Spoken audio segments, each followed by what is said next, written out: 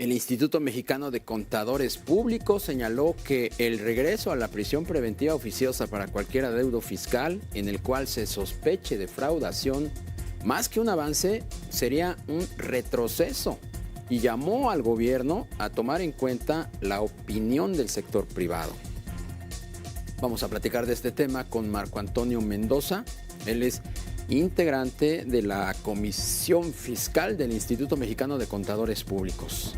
¿Cómo estás, Marco? Muy buenas tardes. ¿Cómo estás, Darío? Muy bien, muchas gracias.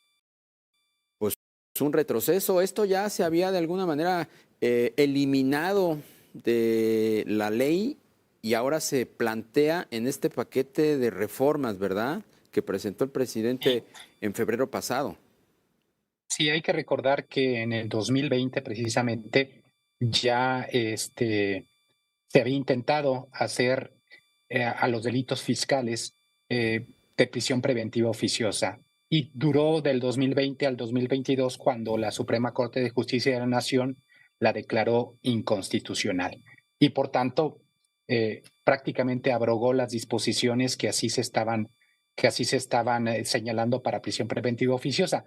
Pareciera que en esta ocasión, pues es una insistencia por parte de nuestro sistema actual de gobierno para efectos de volver a instaurar, pero ahora ya dentro del artículo 19 constitucional, la prisión preventiva oficiosa sobre 3 delitos que menciona: defraudación fiscal, contrabando y algo que denomina ahora el dictamen como cualquier actividad relacionada con falsos comprobantes fiscales en términos que la ley vaya a fijar. Suponemos que se está refiriendo al 113 bis del Código Fiscal de la Federación.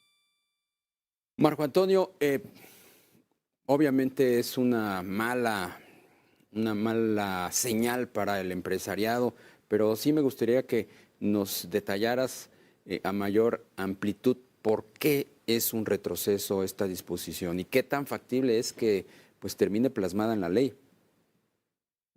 Bueno, tiene mucho que ver con lo que ya ha determinado la Corte Interamericana de Derechos Humanos para efectos de México.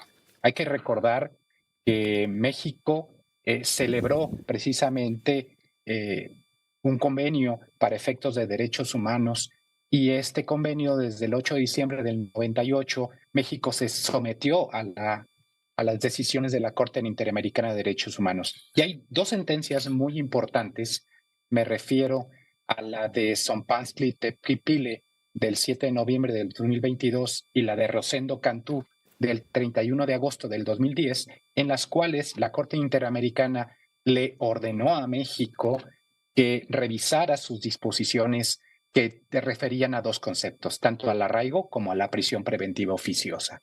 Y es que determinó que el establecer una prisión preventiva oficiosa a manera de un catálogo sobre ciertos delitos, pues atentaba contra el derecho humano de la presunción de inocencia, porque se traduce esto en una pena anticipada. Imagínate el escenario de que alguien es sometido al proceso y por estar en el catálogo como se pretende ahora, te va a prisión preventiva oficiosa durante todo el proceso penal y al final de cuentas se le absuelve. ¿Quién le va a recuperar ese tiempo en prisión? Más pareciera un tema de presión económica y por eso es que pudiéramos afirmar se trata de un retroceso y por supuesto de estar desconociendo los puestos de la Corte Interamericana. Ahorita que mencionas a la Corte Interamericana, hay litigándose un expediente ahí, se sentaría un precedente. ¿Esto cómo puede impactar para pues evitar que se establezca esa medida en la legislación mexicana? Es decir, que la prisión preventiva oficiosa en el caso de delitos fiscales quedara en firme.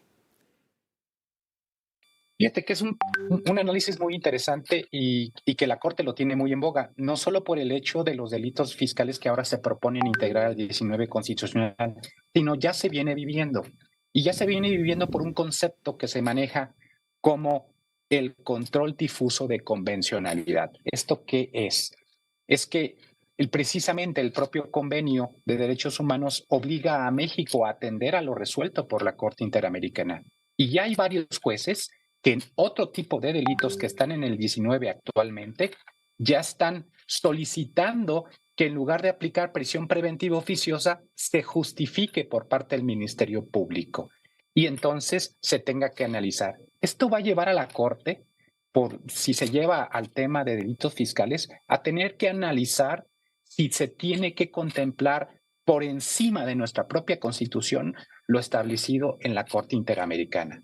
Fíjate que el dictamen que aprobaron la Cámara de Diputados, es decir, el dictamen que aprobó la Comisión de Puntos Constitucionales, establece que no desconoce estas sentencias, pero cree que es muy importante, de todos modos, abonar a la prisión preventiva para este tipo de delitos por un tema de seguridad nacional. Es decir, estamos retomando los temas que ya la Corte había analizado como inconstitucionales. Me parece que vamos a vivir tiempos de estar aprobado esto muy importantes de resolución de la Corte y habrá que ver con qué constitución de ministros nos vamos a encontrar en un futuro.